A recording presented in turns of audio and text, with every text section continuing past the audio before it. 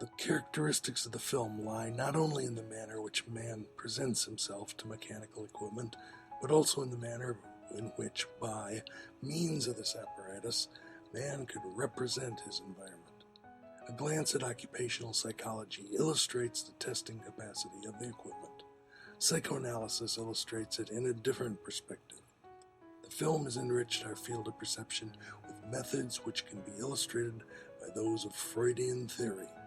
50 years ago, a slip of the tongue passed more or less unnoticed. Only exceptionally may such a slip have revealed dimensions of depth in a conversation which had seemed to be taking its course on the surface. Since the psychopathology of everyday life, things have changed.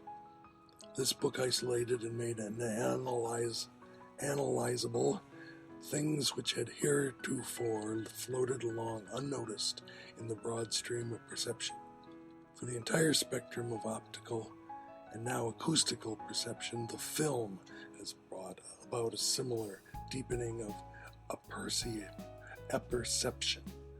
It is only an obverse of this fact that behavior items shown in a movie can be analyzed much more precisely and from more points of view than those presented on paintings or on the stage.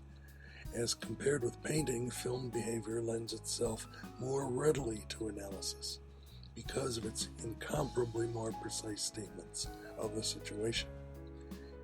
In comparison with the stage scene, the film behavior item lends itself more readily to analysis because it can be isolated more easily. This circumstance derives its chief importance from its tendency to promote the mutual penetration of art and science, actually of a screen behavior item which is neatly brought out in certain situations, like a muscle of a body. It is difficult to say which is more fascinating, its artistic value or its value for science. To demonstrate the identity of the artistic and scientific uses of photography, which heretofore usually were separated, will be one of the revolutionary functions of the film. By close-ups of the things around us, by focusing on hidden details of familiar objects, by exploring commonplace milieus under the ingenious guidance of the camera, the film, on the one hand, extends our comprehension of the necessities which rule our lives. On the other hand, it manages to assure us of an immense and unexpected field of action. Our taverns and our metropolitan streets, our offices and furnished rooms, our railroad stations and our factories appeared to have us locked up hopelessly. Then came the film and burst this prison world asunder by the dynamite of the tenth of a second, so that now, in the midst of its far-flung ruins and debris, we calmly and adventurously go traveling. With the close-up, space expands. With slow-motion, movement is extended. The enlargement of a snapshot does not simply render more precise what in any case was visible, though unclear, reveals entirely new structural formations on the subject.